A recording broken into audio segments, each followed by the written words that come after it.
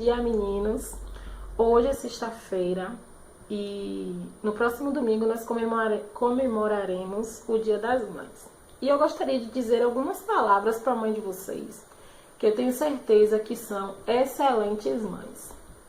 Eu já conversei com vocês sobre o que é ser mãe para mim, sobre a minha vida, minha trajetória. Já falei para vocês que eu fui criada pela minha avó. E eu gostaria de dizer que mãe não é só aquela que nos coloca no mundo, não é só aquela que gerou a gente na barriga. Ser mãe vai muito além. Ser mãe é um amor dado por Deus. Que ser humano nenhum pode forjar esse sentimento. É algo que ferve dentro da gente. Falo enquanto mãe e enquanto filha.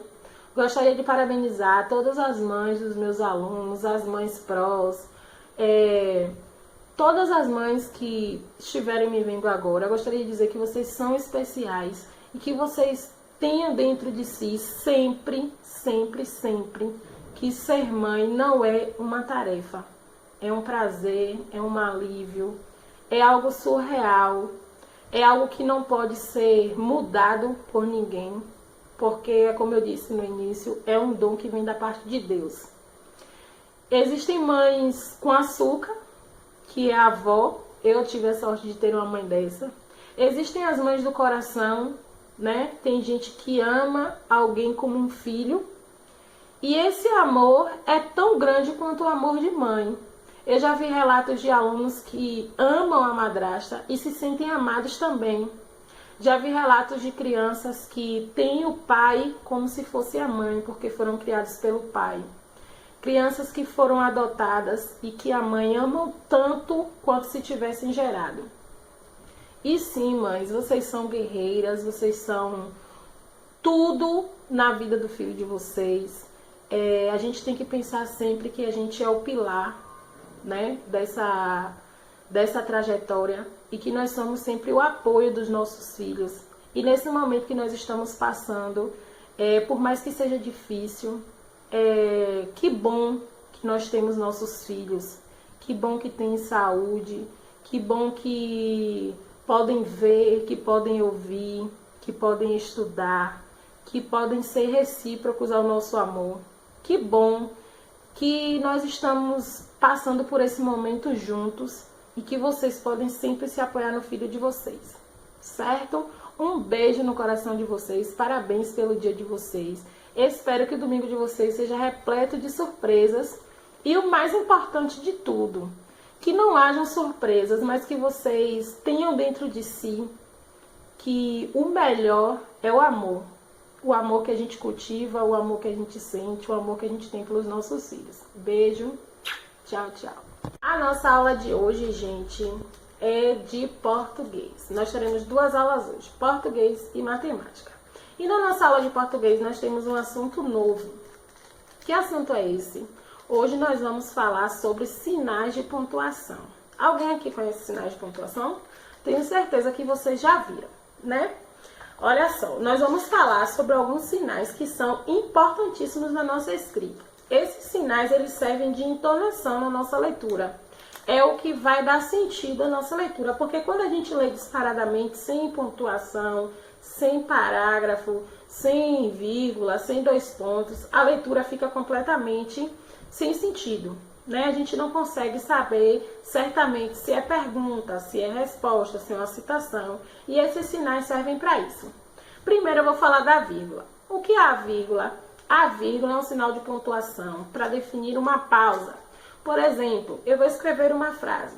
Eu gosto de jogar bola, peteca e pular corda.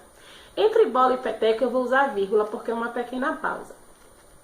Ponto e vírgula. Quando é que eu uso ponto e vírgula? Quando eu vou utilizar uma frase, uma pausa maior no meio da frase. Uma pausa maior que a vírgula. Por exemplo, aí no livro de vocês tem, ó. Este menino é bom, mas é fraco. Aquele é forte, mas é mau. Eu usei o ponto e vírgula entre uma comparação e a outra. Dois pontos. Quando é que eu vou usar dois pontos, Pro? Dois pontos é quando a gente vai citar alguma coisa. Por exemplo, a gente vê muito dois pontos em contos nas fábulas, quando eu vou iniciar a fala de alguém. quando eu digo, então o leão disse. Depois da palavra disse, eu vou usar 2 pontos. E aí, logo em seguida, a pontuação, certo? Ponto final. Quando é que se usa ponto final? No final, quando a gente termina, a gente usa o ponto final. Pode ser no final do parágrafo ou no final do texto. Pode ser usado no final da frase também, certo? Interrogação. A interrogação a gente usa quando a gente vai fazer uma pergunta. Sempre no final da pergunta. Que dia é hoje? Interrogação. Que horas são? Que data é hoje? Você vai para a escola? Como foi seu dia? Nessas situações nós utilizaremos a interrogação. Exclamação. É usado para exclamar uma frase, quando indica espanto. É chamado também de 3 pontinhos. Os meninos costumam chamar de 3 pontinhos.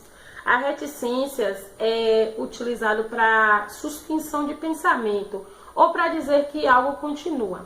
Por exemplo, eu vou começar a contar uma história e a história é muito longa. E eu quero pular para o final da história.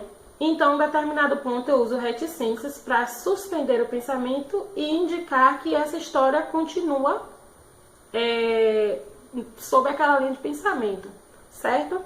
Por exemplo, aqui no livro tem um exemplo. Para a sorte de vocês, está vindo aí a dona da casa, que é boa e carinhosa. Mas se chegar o patrão, reticências, quer dizer que está suspendendo esse pensamento. Aspas. Eu uso aspas quando eu vou citar uma frase de alguém.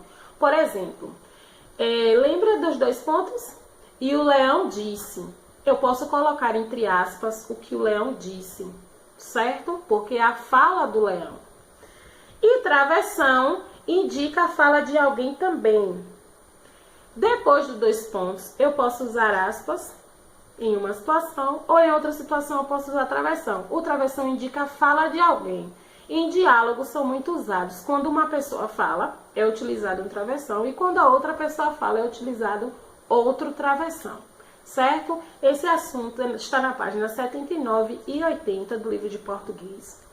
E vocês vão realizar a atividade da página 81. Na página 81 tem assim, ó. Leia o texto, circule os sinais de pontuação e escreva o nome deles. O menino que descobriu as palavras. Era uma vez um menino, ainda bem pequenino, descobriu, todo contente, que palavra é que nem gente. Umas são festa e alegria, como palhaço e folia. Outras são sempre tristeza, como doença e pobreza. Procedeu o menino, que a palavra carinho, até as plantas entendem. Todos os seres compreendem. Não se conteve e grifou. Carinho é filho do amor. Aí na questão 1, tem A, B, C, D, E, F, G, abaixo do texto. Vocês vão colocar os nomes dos sinais de pontuação que aparecem no texto. Vai circular no texto e vai escrever os nomes dos sinais que vocês encontraram.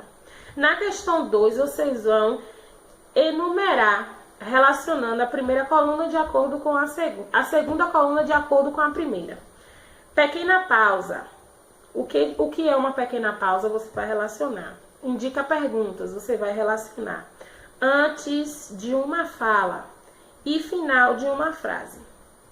Espero que tenham compreendido. Qualquer coisa é só perguntar. Beijos, até mais.